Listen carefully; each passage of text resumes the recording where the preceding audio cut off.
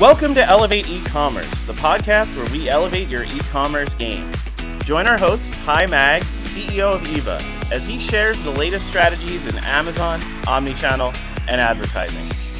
Whether you're a seasoned entrepreneur or just starting, Hi's insights and expert interviews will help you thrive in the e-commerce world. Tune in for practical tips and transformative success stories to elevate your business to new heights.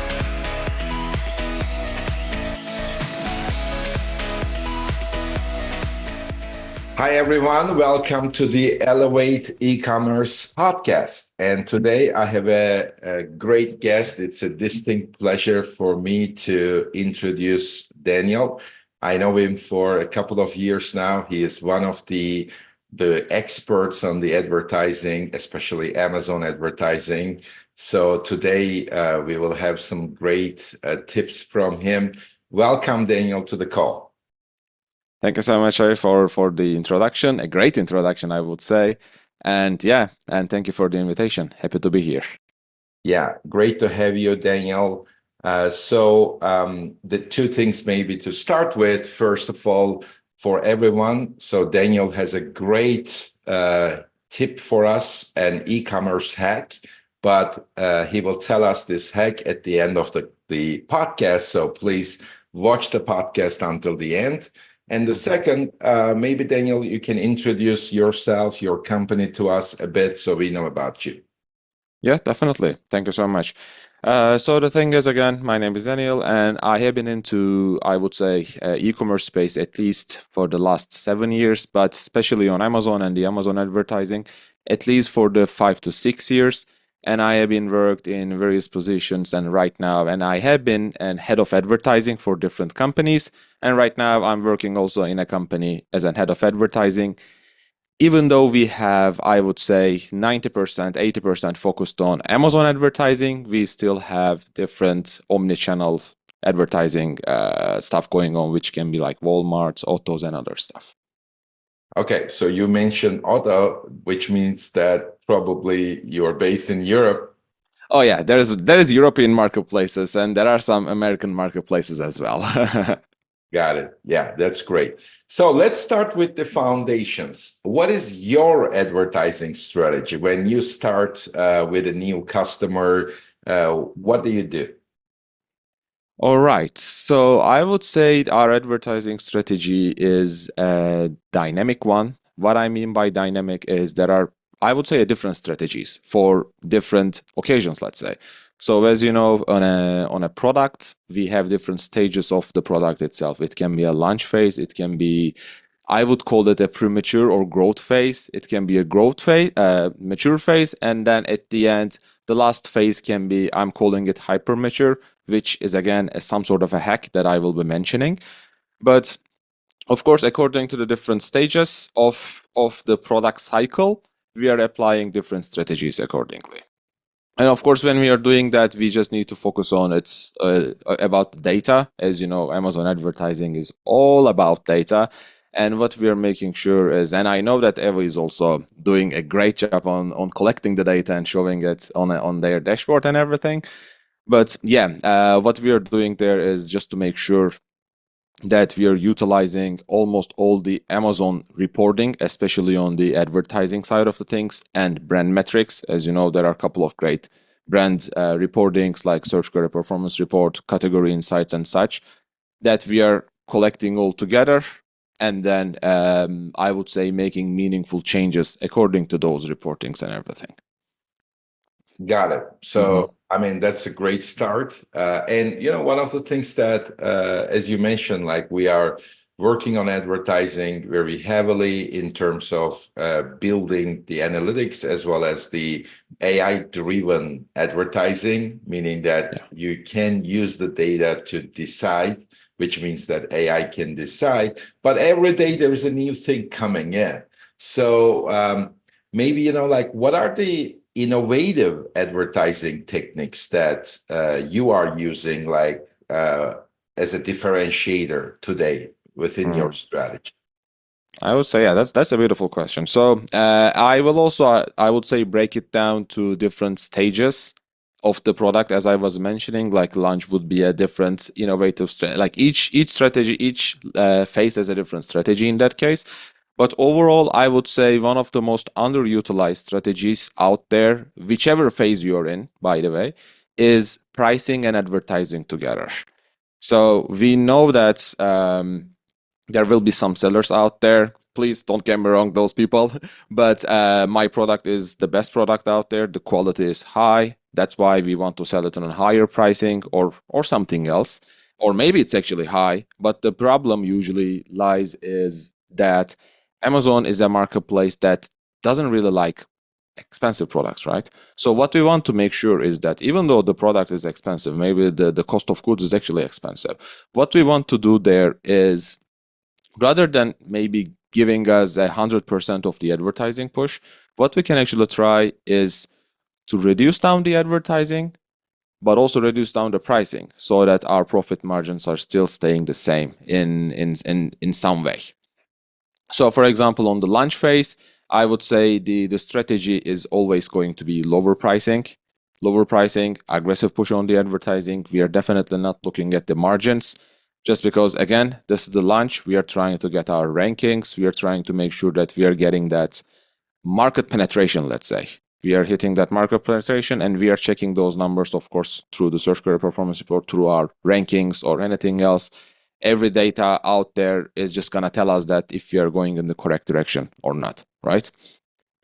And again, if we go into the different stages, let's say into a growth stage, what we are still doing is, again, we should be still playing with the pricing and the advertising in a way that we are maybe on a break-even level, but we are optimizing the account in a way that now pricing is still competitive compared to the competition, but we are being a little bit less aggressive on some of the keywords that maybe we already ranked, or maybe we realize that our conversion rate on specific keywords are not that strong, and we want to cut them down. Because you would agree with me, Hai, in this sentence probably, but as you know, if there is no conversion rate on the product, it's almost impossible to make that product successful overall. Like if you can push advertising, you can try everything. If the conversion rate is below than the market, it's not gonna be there. It's gonna be a hard way. Absolutely. Yeah. I mean, by Right. the way, I love that you talk about the pricing, which includes all the promotions, coupon codes, and all that stuff. One of the things like we started Eva was dynamic pricing. And when we started like the dynamic advertising, and now we see that like there is a correlation between the price and the advertising. And I mean, doing it automatically is what we are trying to achieve as well within Eva. And it makes perfect sense both in the launch phase and the growth phase, and obviously what you call the mature growth, which is more about profit maximization, I assume. Exactly. So I mean, price is also I mean, the one of these like inputs which impacts advertising. Maybe my next question is like very relevant to that. Like, besides the price, what affects advertising that is not advertising itself? Oh, this is my favorite question so far. So the thing is, I have a specific ACoS calculation, which is not ad spend divided by ad sales. It is something else. So when you do some mathematics over those, like you just take that ad spend and do it like clicks times, I don't know, cost per click and stuff like that. At the end, you end up with an ACoS formula that includes those important 4 points: conversion rate, cost per click, price, and the share of organic to, even this is tacos actually. No, you don't even need that. You just need conversion rate, price, and the cost per click. So having those three are gonna actually affect what your final ACoS is. So let's just break them down one by one. I'm just gonna start with pricing just because we started with pricing and it's gonna be a simple one. The better the pricing is, usually it affects the conversion rate indirectly. So that's why there is a direct correlation between how pricing works on the conversion rate, and if it actually increases the conversion rate. And if it doesn't increases the conversion rate, then it makes your ACOS higher. So at the end, it's just all about testing. As you were mentioning, it is more of an automated process rather than it still can be a manual process. I'm not saying that it is not doable, but assuming that a catalog that is hundreds of SKUs, thousands of SKUs, it's technically is going to be impossible to test one by one. But this is a number one part of the things, the pricing itself. The second part of the equation is cost per click. So this is the part where advertising specialist or the advertising tool shines, right? Because the targeting is targeting. It's not going to change. No matter what you do, if you're selling a running shoe, you will be targeting some phrase match of running shoe, men's running shoes, women's running shoes, vice versa. So the magic is going to be optimizing your cost per clicks in a way that you're getting a good amount of impressions, quality impressions, getting top of the search where possible, adjusting your placements and stuff like that, while trying to achieve in an average as low cost per click as possible. This is the second part of the equation, I would say. And the third part, which is now we're digging a little bit deeper, is the conversion rate, right? That ends up in the conversion rate. And this is the most critical part of the equation, just because at the end, conversion rate can be influenced by, again, as we discussed, pricing, the listing, the main image, the rest of the images, the video that we have inside, not necessarily maybe bullet points. I don't think that people are reading it. I would say reviews, but yeah, everything can be included. But if I need to put them in an order from best to worst, I would put top 3, and they would be probably, even though it's click-through rate, main image plus images. This would be one of the top 3s. The other would be pricing, and the other would be reviews, which directly affects advertising right away. Got it. Well, look, I mean, not only you mentioned all these parameters, but also you kind of give us this formula, right? I remember, I think on LinkedIn, you shared the details of this formula, but maybe that was a bit of a long time ago. I mean, maybe it was a long time ago. I think I should share it again, right? Remind it, like to the people. So if you want to remind it, we'll definitely post this or repost this as well. So that will be amazing too. So I mean, you mentioned that you're already in the advertising space for more than 5 years, besides your e-commerce experience.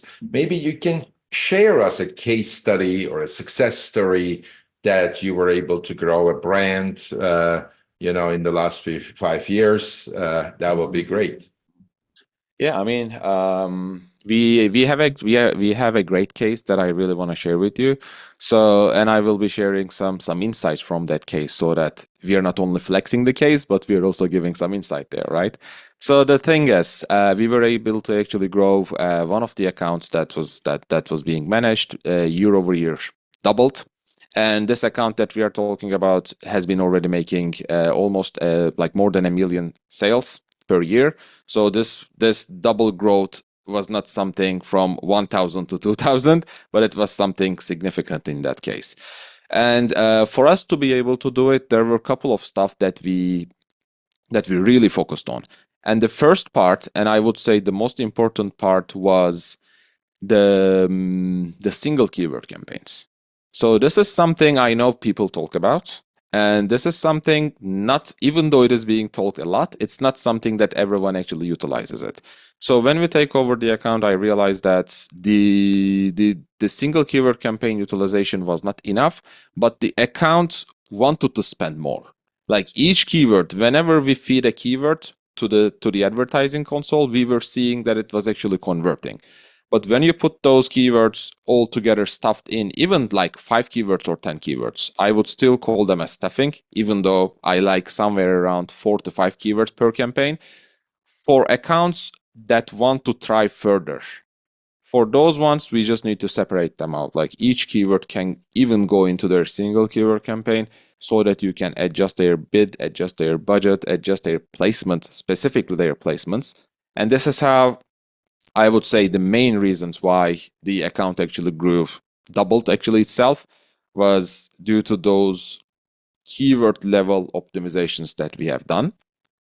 And on top of that, I would say, which is super important, and assuming that this account is, as I mentioned, at least a couple $1 million account, the brand recognition was something important, and it was also underutilized. So this is also something that we introduced a lot of sponsor brand campaigns, meaning that a lot of videos, a lot of banners, a lot of aggressive approach to some of the main keywords to make sure that the brand itself is actually dominant in the market.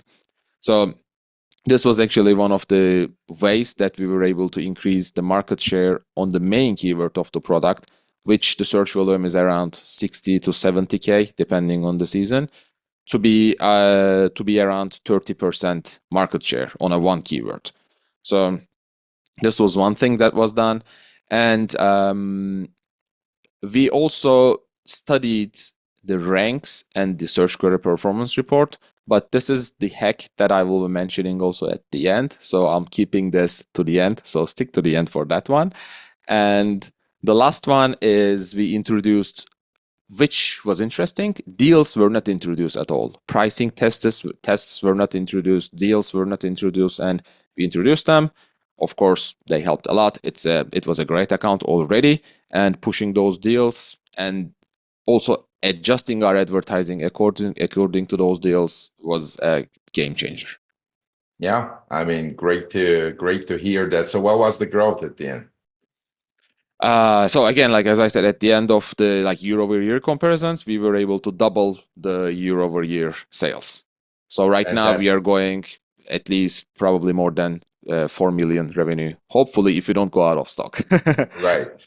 Well, Daniel, I really love hearing these stories because I mean, when you look at like social media, there's a lot of people talking about like Amazon sucks and, it's getting more difficult. And we know that, we know that there is always more complexity coming into the picture. I agree.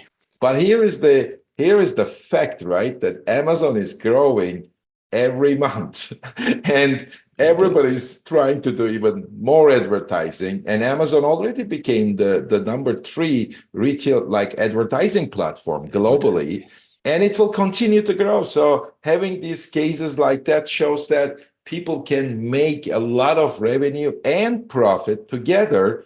I mean, if they just use the things right. I mean, if they do the right things, if they use the right people, I mean, right platform, I mean, that is always possible. So thank you for sharing this really very nice case. And it kind of I already mentioned about the platform. I mean, one of the things that I love is AI. I mean, being like the AI man, let's say for 20 years, I'm dealing with AI. And I love that, now AI plays an important role. So I just want to get your opinion, what role does AI play in optimizing e-commerce in general or advertising? How are you using AI today?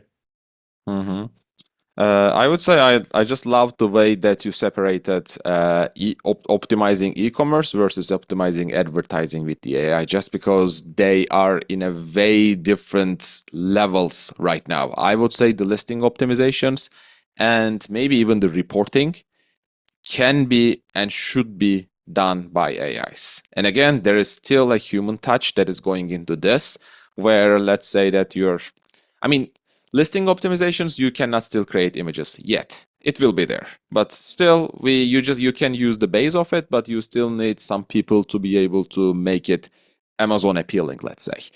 The SEO optimization, bullet point optimizations, everything almost can be done with some sort of AI tools, which is perfect. At least it will give you some sort of a base to start with, and then you can keep adding your keywords and stuff like that, according to your SEO strategy and according to your PPC strategy. So I would say AI is a big part of of also my daily life, both on personal level, I'm using like almost every day, but at the same time on a more professional level when it comes to listing optimizations. Uh, but that being said, when it comes to the advertising, I know that Eva is a good player there, but I have heard and seen a couple of examples or marketing that is being called AI backed advertising, which at the end is just a couple of rule based optimizations, which doesn't usually work. And I would say AI right now is in the early stages of its advertising optimizations. Yet, definitely, yet it will be there. And I think I read a comment. I think it was today from Mark Zuckerberg. He was mentioning something about from his one of his interviews, I guess. He was mentioning that we are moving into a stage where the advertising will only be providing us the strategy, the budget, and we will take care of the rest. So this is something that is exciting, but also something that makes you think about what you are doing, what the space is actually going, and where you should be actually positioning yourself. But overall, again, I feel like the biggest cases right now is the listing optimizations and definitely reporting. I'm also using it all the time for the reporting. Absolutely. One of the things that we did, like just to explain this to you, we kind of drilled down into every single task that an advertising manager does based on almost 1,000 accounts with our partners. And we figure out like this 450 tasks that like an advertising manager can do and how we can automate them. Because you are also right that AI is not always the right word, because there are also rule-based systems and AI-based systems, and it doesn't mean that a rule-based system is bad. But the difference is AI can learn, a rule-based system cannot learn, because you just define the rule. And even we were able to incorporate all of them. For example, today, with Eva, we are able to automate and use AI for almost 75% of anything that advertising manager can do. Can this be more? Yes, but I also see that why it cannot be 100%, because in that ideal situation, which Mark Zuckerberg is explaining, that you can get the budget, ACOS, maybe TACOS, like maybe the price, inventory replenishment cycle. So you can get the business information and then assume that the rest will be done. But it's not only about the content, but there is the contextual information, like what is your attack versus defense strategy, or what happens if your competitor will be out of stock and maybe your strategy will change. So there's like different things there, which is more contextual rather than the content, which still you need the advertising manager to decide like what needs to be done. But I also believe that, and that is our game, like what we want to do is over the next 6 to 18 months, we believe we can automate like 90% with AI. But the differentiator will still be having an expert on top with the 10%. Obviously, it will help the advertising managers to spend more time on strategy and to manage more accounts rather than less accounts. So it's kind of my next two questions are also interesting in that respect. One of the things, for example, let's assume Amazon is doing AI, which they also do to some extent, but there is a big problem here, right? That Amazon wants you to spend more. So they're not like focused on your profit, but they're focused on their profit, advertising strategy. And maybe one of the reasons why nobody is able to see on Seller Central, what is my profit, right? Obviously you need the COGS information, but it's not only that, there is no blending of all the fees and advertising altogether. That's one of the things we do as Eva. So my first question, relevant to this context, is what is your focus in terms of profit and profit maximization? Hmm. I would say, um, I would say this is more going to be again on the advertising side of the things, just because there are, of course, a lot of stuff that can be tried to optimize, like the COGS, even the marketplace fees according, like, for example, a great case which most people don't really understand if they are launching their first product is the packaging size and how you're shipping them and stuff like that. All the stuff can be actually optimized. But let's assume that everything has been optimized 100%, that we are still looking at the one last step, which is the advertising. So in that case, I think it's not going to be something super different than what I was mentioning overall. But as you remember from the beginning, I was mentioning a couple of stages, like the launch stage, early stage, growth stage, we can call it, a mature stage, which the product is pretty fine, and the hyper mature stage, where the product is super dominant on its keyword, number one, number two, number three placements. And in those places, it is actually easier to focus on the profits because the product is already in a good position where we can actually read the data and try to come up with different advertising strategies where we knowingly cutting some of our advertising to get some profit while tracking the rankings and stuff like that. But again, this is all end up to my final hack, which I will mention every step how you can track that. So let's skip it. Absolutely. Yeah, we are only one question away from that hack. Beautiful. And one of the things that you mentioned in the beginning is, I mean, obviously, you guys focus on advertising. You are focused on Amazon advertising specifically, but also there is the omnichannel. And we see that Walmart is progressing. By the way, today is a very important day for us because Eva automation on Walmart is also being live today. So that's a great day Congrats. for us. And we're going to be announcing this officially in the Walmart event at the end of August in San Francisco.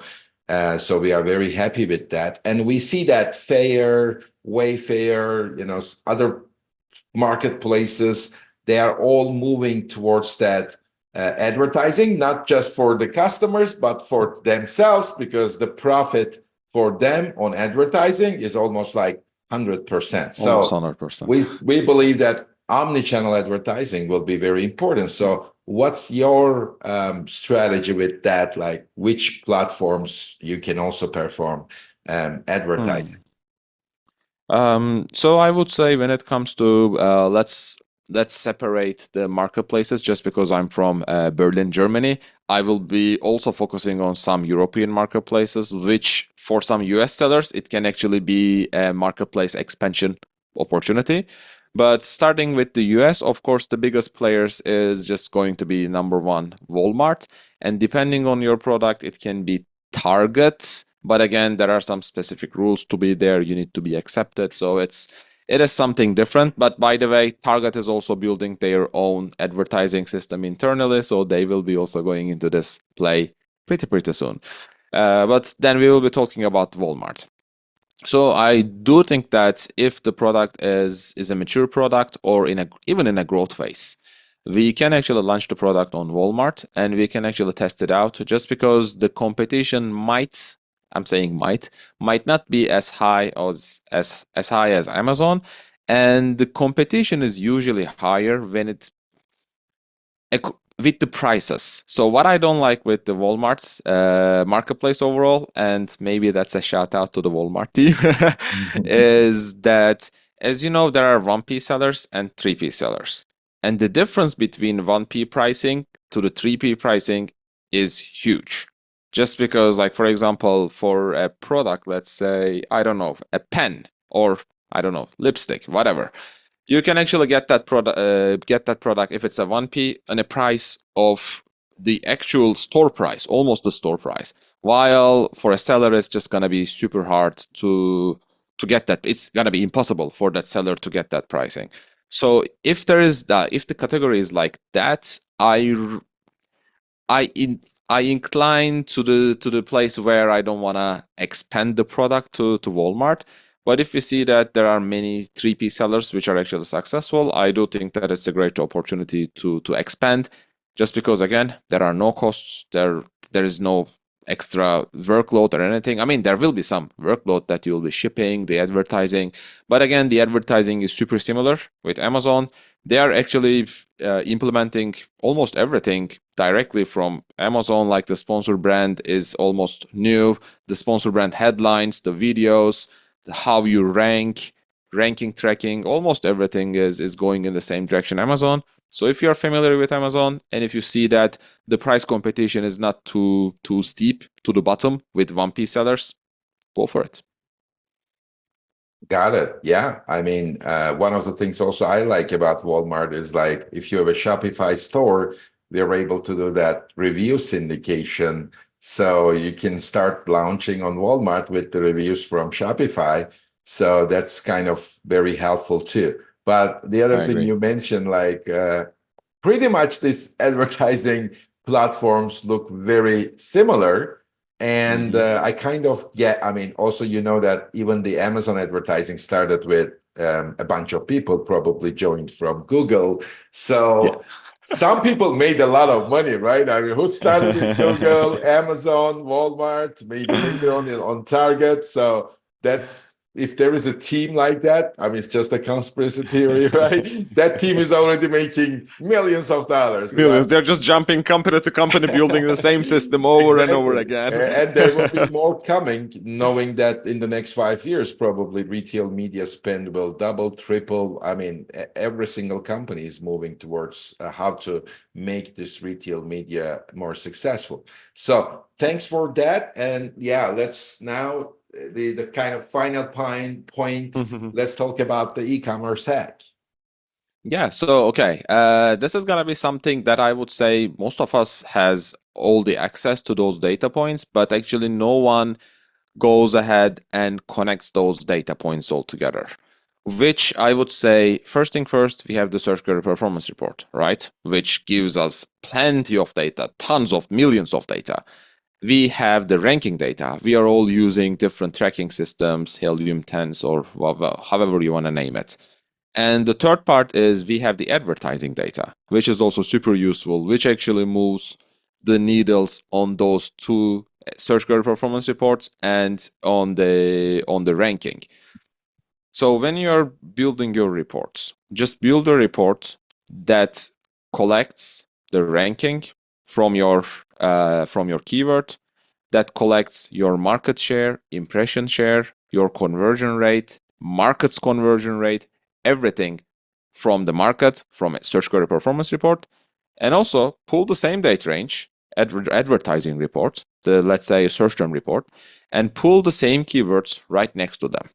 And then what you will find out is you will get a great data where you're actually seeing how your advertising spend is actually moving different needles. For example, it can be your ranking needle, it can be your market share, it can be your impression share. It can be, for example, you might be able to find out keywords on the advertising that you're not spending enough. But when you look at the conversion rate from the search query performance report for the same keyword, you will realize that you're actually higher than the market share in terms of conversion rate. And you're not spending enough. And your organic rank is also low.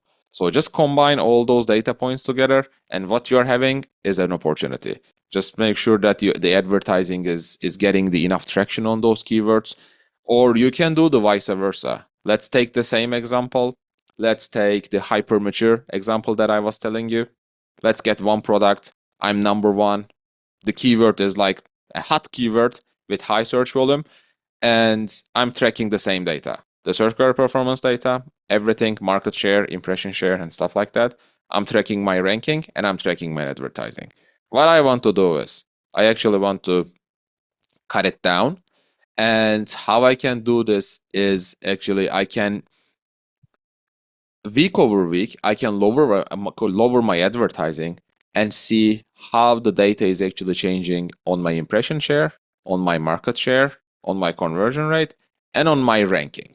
So when you combine all those together into one line, then you can actually, you can actually get a greater view of the advertising and how your advertising spend moving up or moving down is actually changing either your growth or your efficiency.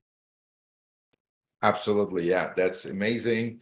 That's kind of a dream consolidated report, Right? which we also dream about it. Like it's because it's half manual now. I mean, you know Yeah, it's that, half in manual. the It's half manual. agency world, unfortunately, the SQP doesn't have an API.